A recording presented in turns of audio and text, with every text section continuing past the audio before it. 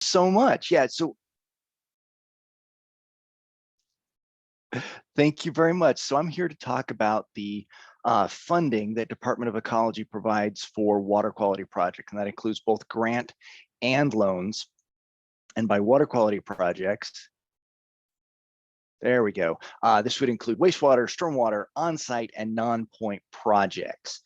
Department of Ecology manages a single application portal for all of those water quality projects, and we manage multiple types of funding to best coordinate the best funding that we can manage for the specific project that you're submitting. So I'm trying to put the most important information up front. If you have questions, if you want to get engaged with our process, if you'd like to apply but aren't sure, reach out to us. This is my contact information. You can email me, you can call me at any time. I stand accused, I'm an oddball, but I love to talk to people about funding for water quality projects. So don't be shy, reach on out. So here's the big overview, whether it's wastewater, non-point, stormwater, or septage. There's one application, and whether it's the revolving fund loan program, Centennial grants, 319 grants, or the stormwater grants, and whether that's in the form of direct grants, a repayable loan, a hardship loan that is, essentially a cost share, a loan that Ecology writes off. It comes into one process and goes out on one combined offer list with what the award is for the given project. So just in terms of acronyms and funding sources, there's the Clean Water State Revolving Fund, or the CWSRF. That's a source of loans that we have. And then there's the Stormwater Financial Assistance Program, or SFAP. That is state grants provided by the state of Washington. The Centennial Clean Water Program is a grant program, again, provided by the state of Washington. And the Clean Water Act Section 319 program is a grant program, and that's through the federal government, through EPA. So in detail, the revolving fund, or the SRF, or the CWSRF, is a low interest loan program. We strive to loan at costs lower than the bond market, and we are funded through a federal grant, which is matched by the state, and all of the repaid principal and interest from past loans. At this point in time, approximately 80% of the loans that we make are from repayments. And so if you're an accounting professional, those are coded as state funds. About 20% of our loan dollars come through as direct federal money, which will get coded as federal money. We try and give those to our larger borrowers, King County and Spokane generally. The revolving fund program, the loan program, can fund wastewater, stormwater, non-point, on-site sewage system projects. It is incredibly flexible in what it can fund, but it is only eligible to public bodies. By public bodies, I mean municipal entities, cities, counties, towns, first-class cities, second-class cities, all of those. Any quasi-municipal government, so special purpose districts, anything with an elected body that's incorporated is probably eligible. And federally recognized tribes, and I think that's it. I have a slide later to clear that up, just in case I forgot anything. The Stormwater Financial Assistance Program is a state grant program that is funded out of state sources, mostly the MOTCA account, and it is intended to fund stormwater projects that are retrofitting areas that are already developed. It is limited in that the only eligible applicants are cities, and I should say, and towns, counties, and port districts. Other units of government, tribes are not eligible to apply for SFAP. You can still apply to our combined program and we'll get the right sort of funding to you. But if you're specifically interested in stormwater grant, it's only those entities. The Centennial program is a very flexible grant program, again, funded from state sources. It is our source of funding for wastewater construction hardship. It also funds a lot of non-point source pollution control projects, and it is also eligible to public bodies. And then lastly, the 319 program, it is a grant program funded through a federal grant with a state match. So it counts as a federal disbursement. It follows some federal rules.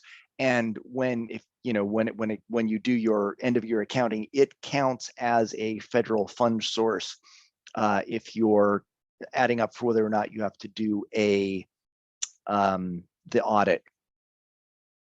It is specifically intended to fund non-point source pollution control projects, and it is also eligible to public bodies, but it is uniquely eligible to nonprofit entities. And so it's kind of a slight oddball there. Okay, yes, a public body includes any municipal government, it includes federally recognized tribes, and it includes special purpose districts. And then we break our projects down into either wastewater facilities, stormwater facilities, which are hard construction of some sort of stormwater infrastructure, stormwater activities, which are a slightly more amorphous, maybe education, maybe non-infrastructure efforts to deal with stormwater, on-site septage, and non-point source pollution projects. But I'd like to start by talking about pre-construction. All of the infrastructure funding has to start somewhere. We have specific funding that we set aside and we focus to make sure we have funding available for pre-construction. This includes planning and design of your project, from feasibility to site-specific planning, value planning, through construction, through design of your construction project. For smaller jurisdictions, and that means less than 25,000 population, and if that jurisdiction's median income is less than 80% of the statewide MHI, we also provide a subsidy. Essentially, we do a 50% cost share with the jurisdiction.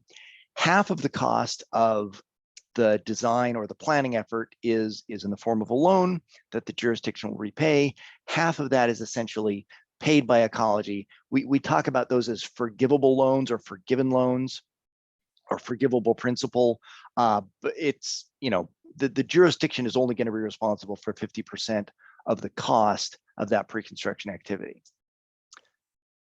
Wastewater facilities are our largest single thing that we fund, and that's not just because they're relatively pretty expensive.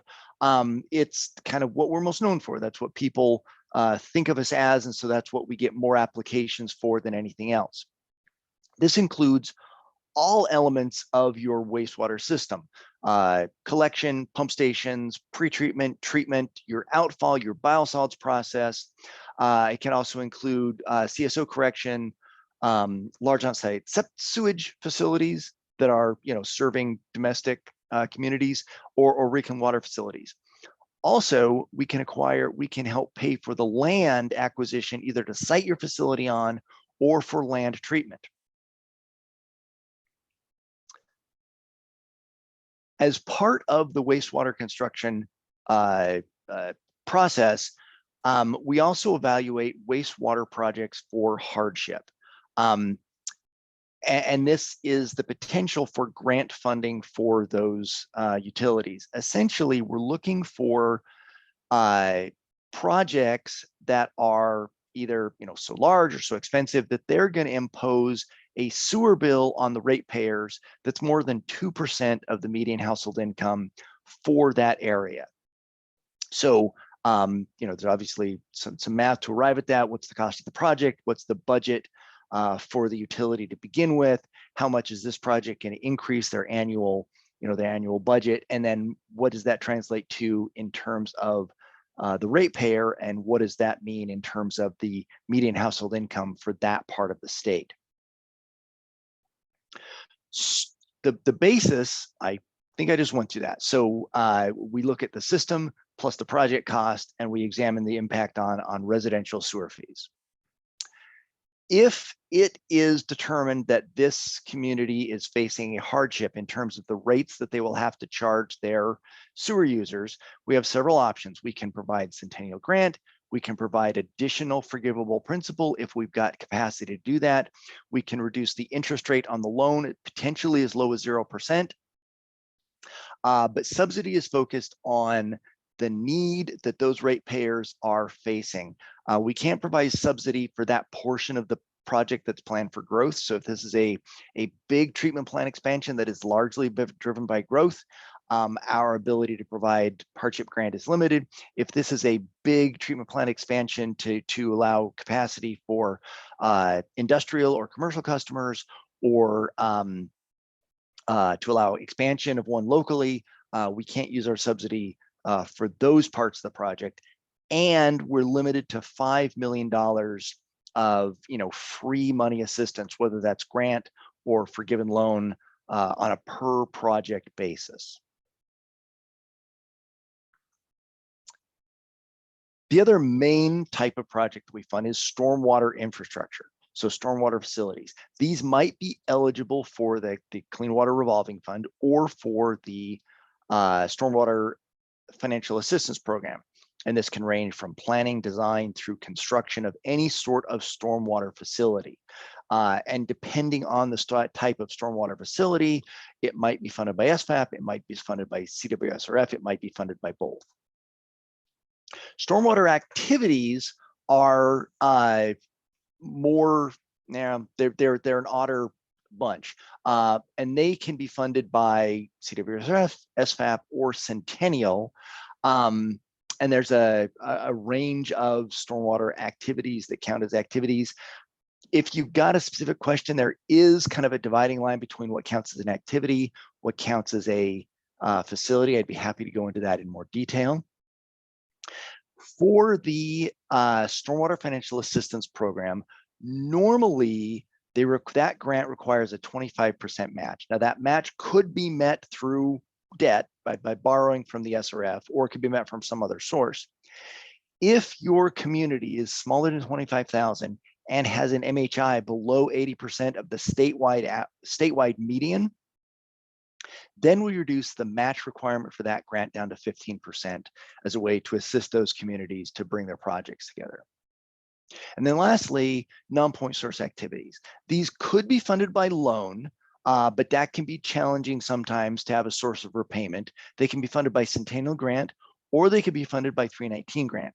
This could include almost anything that is going to clean up rivers, lakes, streams, or groundwater, but aren't necessarily, municipal infrastructure. So we do a lot of work on or near farms, best management practices. We do a lot of work in wetland or riparian areas, groundwater, aquifer, wellhead protection, and then land acquisition, either for habitat, wetland habitat protection, or if you're buying, forested areas that are going to protect your drinking water source, we can finance the acquisition of that land. And then lastly, there's on-site sewage system projects. So Ecology can directly fund public bodies for on-site projects. And so this could be a survey of your jurisdiction looking for failed septics. This could be a project to do education and outreach for septics. We also manage the regional loan program. And so this is a program that uses SRF funding, but we do it through a contract with Craft 3, and individual homeowners can get access to financing to repair their septic program. And that started in a few specific counties, and then it expanded all of Puget Sound, and then a couple other counties signed on to the MOU. And as of this year, the regional loan program is available statewide. So any homeowner in any county in the state can access that financing to repair their privately owned septic system and repair it, or replace the drain field, or whatever work needs to be done for them to continue to have sanitation services on their property. There are a few things that the Clean Water SRF is not allowed to fund. So if it's clearly a not clean water, so if it's a road or a bridge or a drinking water system, except in I hate to say never, because there's always some weird exception, but generally we're looking for projects that are either going to collect contaminated water, clean up contaminated water, or return that cleaned water back somewhere. If it is a project which is exclusively serving an industry, we generally can't fund it, with the exception if it's a publicly owned industrial wastewater treatment facility or a publicly owned industrial stormwater facility. There are some exemptions. If it's a water quantity project, I can't fund that either. So if it's a water storage reservoir, or going to build a new dam, it's not something the SRF can fund. If it's a project for flood control, that's not eligible. There's a difference between local drainage, where you're putting in stormwater collection infrastructure, and dikes, flood barriers, that sort of thing. And then lastly, operation maintenance and routine repairs are not eligible, and is probably not a good idea. If you listen to Taggy's presentation yesterday, debt is a tool, and it's a tool that should be used for high priority capital projects. Debt is not a tool you should be using for your day-to-day operation costs. That should really be user funded. But also the Clean Water Act says you can't fund operation and maintenance using our loan funding. So this last year, and we accepted applications 2 weeks ago, a week ago, time has flown coming up to the conference. This was our estimated funding. I think next year this is going to be very similar, but at least it gives you an idea of the magnitude of funding that Ecology can bring to bear on projects. So our loan program was about 220 million in loan offerings. The stormwater grants were about 35 million. The Centennial grants were about 19, and Section 319 was about $1.5 million. There are match requirements for some of the grants. SFAP grants generally require 25% unless it's a hardship. The Centennial grants for non-point or stormwater require 25% match. The regional loan program, that's slightly misleading. The regional loan program is, I'm just going to skip it. That doesn't matter to anybody in this room. And then 319 requires 25% match for any sort of project. Generally, our loan doesn't require match because you're going to be paying 100% of that back. And then if we're providing wastewater construction hardship, that specific grant does not require a match because it's been determined already that you can't afford it. And generally that's matched with a loan anyway, although it's not required to be so. Last year, our interest rates, our last year's interest rates are published here. Generally, we base our interest rates on the bond market for tax-exempt municipal bonds, and then peg ourselves at some fraction of that rate. So for 20-year loans for wastewater infrastructure, we match 60% of the market rate for tax-exempt municipal bonds, which last year was 1.1% interest, a very low interest rate for debt. Would just like to run through, and I've gone way faster than I anticipated. Want to run through some key dates to think about. So we run an annual cycle. So although the specific day might vary, every August our application opens up. You can create an application. You can go online. You can start filling in details. Applications are due in October, so there's a 2-month period to go from that application to actually submitting an application. But in reality, you need to be well prepared before you submit that application. You need to have an idea of what your project is. You need to understand what your budget is. You need to understand what your project is to begin with. And so there's always preliminary work, whether that's planning or design, to be prepared to submit an application. Once we submit applications, Ecology is then on a pretty rapid timeline to evaluate and get our draft list out in early January. We go through a public comment process. The legislature finalizes their work, wraps up their budget, so that in June we can issue a final list. And then by the next January, so within the next 6 months, although faster if possible, we want all of those agreements to be signed and executed so they can be dispersed. But you can see there's a process here. There's about 15 months from, in a worst case scenario, maybe, but at least 9 months from when you apply for your funding to when you're actually able to use your funding. So if you are looking at using the financing source, you need to build that into your project schedule and be aware of that timeline. Build it in, think about it. Don't add securing your financing is the last thing that you do. Build it into your overall project schedule. Much like environmental review, you don't want to fully design your project and then start thinking about environmental review. It should have been part of your process from the beginning, through planning, through pre-design. As you're getting all of those permits, it should be done concurrently. So once you've submitted an application, we evaluate. These are the kind of overall project criteria, looking at the scope of work, the project team, the water quality improvements that we'll see. There are a few minimums. If there's very low water quality benefit to the project, or if the overall project itself is extremely low scoring, it isn't getting funded. There are bare minimums that have to be met. But in general, these are the criteria that we're looking for in terms of what we think of as a good project or a fundable project.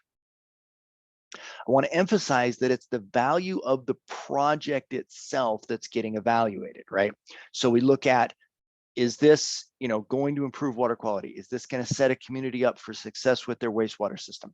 Does this make sense in the long term in terms of net value or cost effectiveness? Is this going to control their operation and maintenance cost? Is this going to be a good fit with this community in terms of their ability to procure and hire and retain an operator? Note that on that list, there's nothing in there about it has to be a fancy application prepared, by a consultant. Many of our applications are submitted directly by communities, and most of our, our technical outreach efforts during, August and September are targeted, directly at those communities that are making it on their own. And also, there's no political jurisdiction determinations, right? We look for, fundamentally good projects. There's no, this part of the state is guaranteed to get so much money. This type of money is going to go to this part of the state. It's all on an even basis, and it's based on, are they good, smart, well thought out, functioning projects that are going to help you guys actually have the wastewater and the sewage treatment infrastructure that you need. So with that, what can you do to set yourself up for success with our funding program? And the first thing is to just engage with us.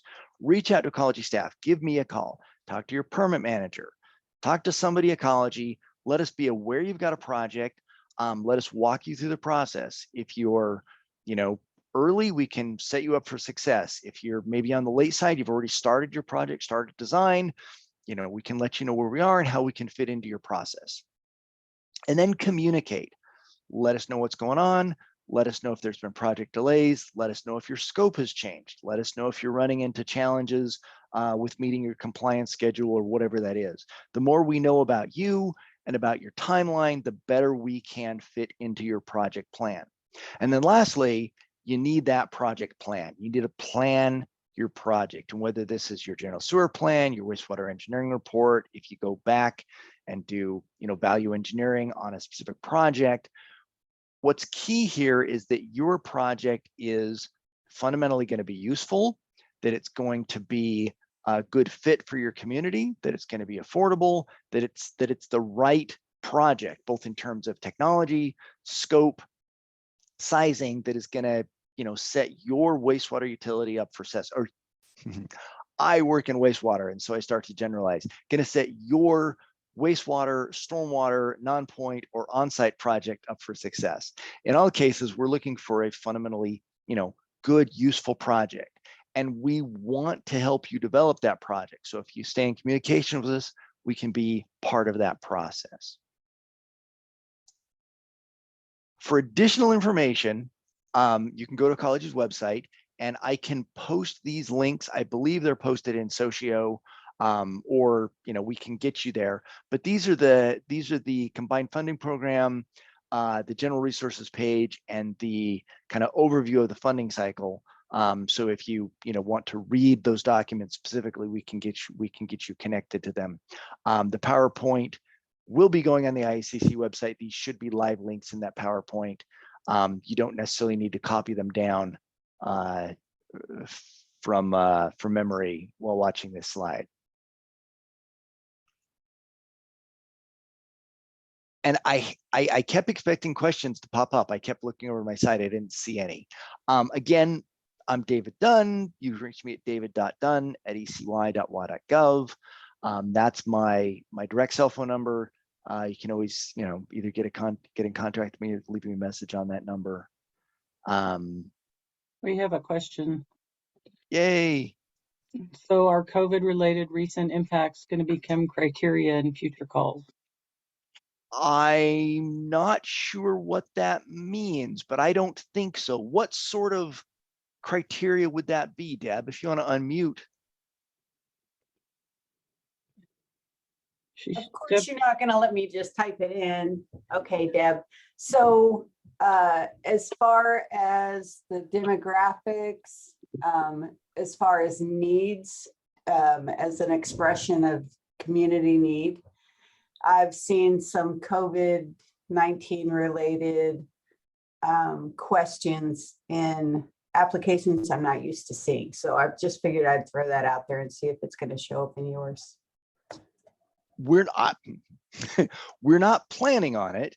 I'm curious, what kind of things had you seen? Like, has COVID impacted your wastewater lift station, and in what way? So the economic, specifically for the demographics. So is your community experiencing disproportionate economic impact due to COVID-19? That. Okay. So when it came to the typical economic or the typical demographics, some of those things, I'm assuming, because it kind of implies, might be changing specifically because of people's reaction to COVID or economic loss or housing insecurity, that sort of thing. I'm going to say no. So we do want to know the economic situation of the community, but we wanted to know that before COVID. And we want to know that after COVID, and there's more than just COVID that impacts the economic situation of the community.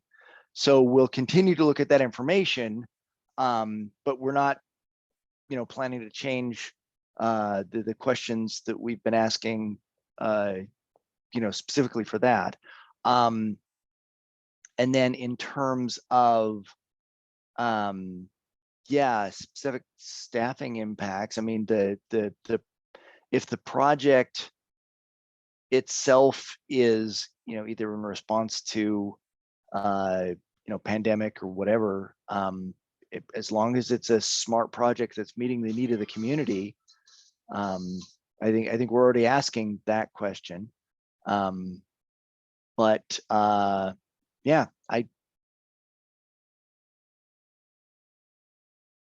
Thank you for the question, though.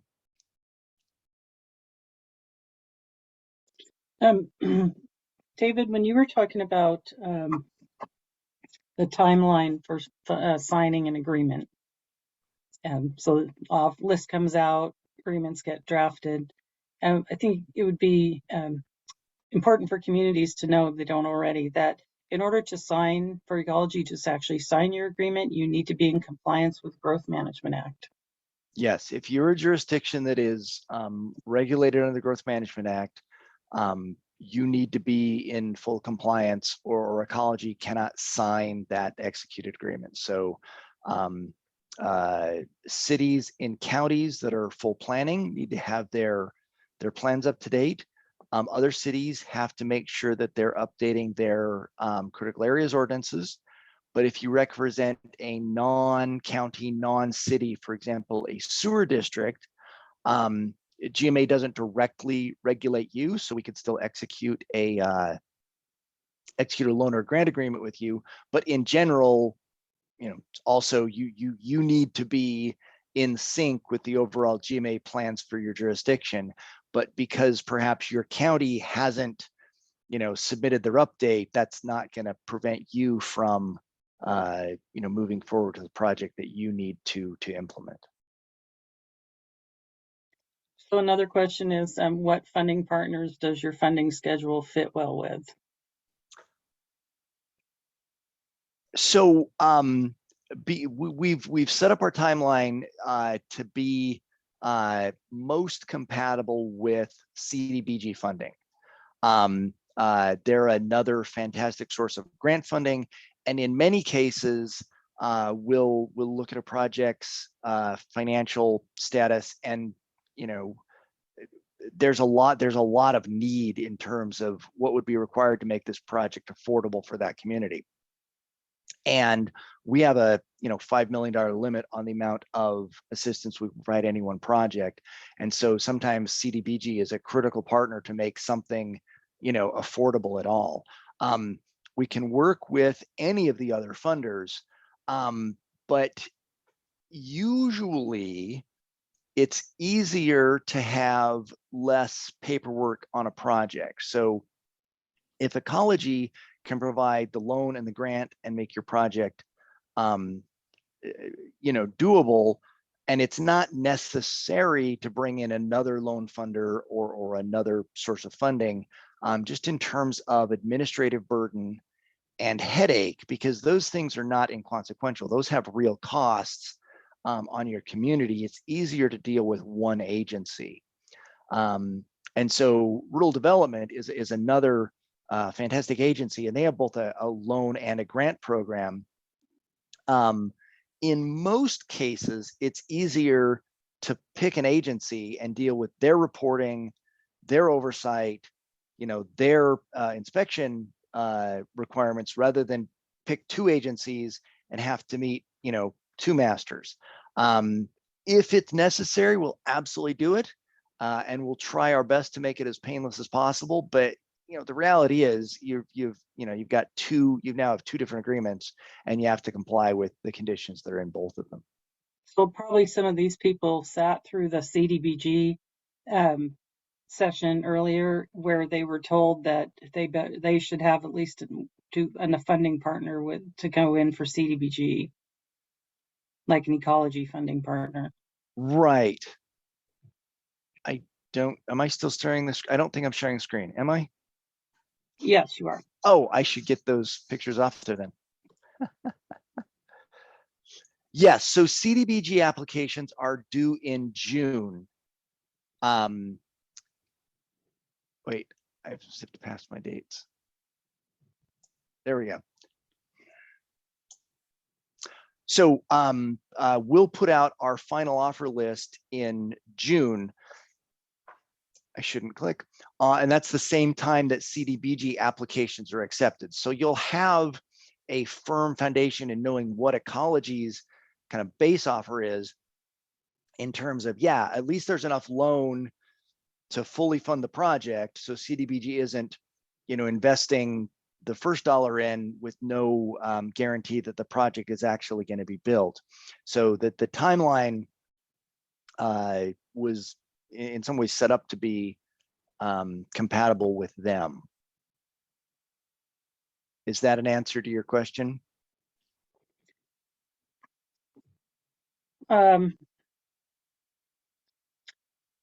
Yeah, I was just trying to address, because you were saying it's easier to pick one agency and stick with them if they can fund the whole thing. But it that is. wasn't the It is. If you bring in CDBG funding, CDBG's federal funding, and so now instead of doing SEPA, you're doing NEPA. It does make it more complicated. Right. I was just trying. But sometimes you have to. Like, there's a lot of communities that's absolutely what they're facing. And I see the question from Town of Medellin, and it's like, my answer is we would love to fund a UV light project, especially if yours is obsolete. And if it's going to be a critical piece of infrastructure which is likely to fail, that's a great project. We funded standalone UV light projects in the past. We funded, disinfection is absolutely part of your wastewater process. Needs to be, maintained and built. So that's totally valid. We funded a UV project for Royal City. Ecology did. What's this we, funded. Cynthia? I know, I'm sorry. I'm having a hard time switching over. Trying. Fair enough. Yeah. So it sounds like you've identified the need because your UV system's obsolete.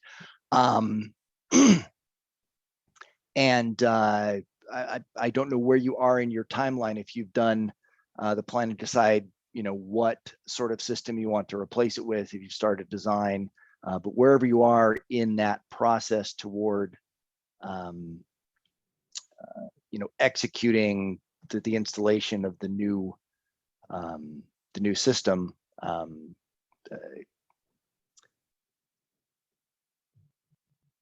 Was it literally called Basilisk? Was that the name of the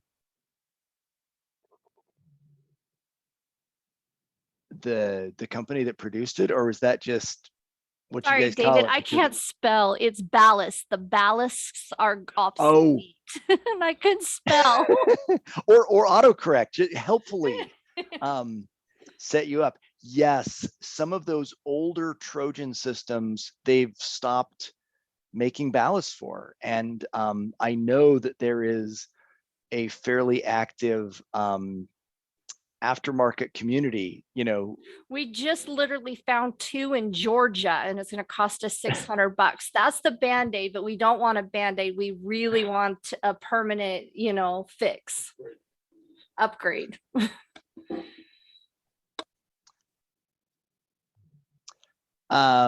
So Deb asks, are asset management programs always a requirement for DOE funding? So asset management is always a good idea. Every jurisdiction should have a certain understanding of what they own and how close to failure it is, so that they can plan properly to replace it. But if Ecology is funding construction, that does come with a requirement to establish some level of asset management program within your jurisdiction. If we finance planning or design, that requirement doesn't kick in at that point, but we're happy to help you get there earlier than necessary. Asset management is an incredibly useful tool for dealing with, exactly this. What's the end of life of our system, and that acknowledgement that end of life doesn't just mean that it's not big enough because our city's grown, or that it's no longer, the right technology. Because I don't know, but I imagine that Medellin is still going to disinfect with ultraviolet radiation, but it's just that this particular manufacturer is no longer making that part, and they need something new. And so even just realizing that, that's at its core. You own an asset management system. You've realized that it is not functioning for you. It is its condition assessment is not, not 100%. And you've already, the wastewater system has already talked with your budget director to start thinking about how to finance that project. So at its core, that's asset management in its simplest system. Knowing what you own, being aware that it is nearing failure before it, catastrophically or unexpectedly fails on you, and starting that planning process to replace it. And that includes both the technical kind of engineering plan to replace it and the financing plan to replace it.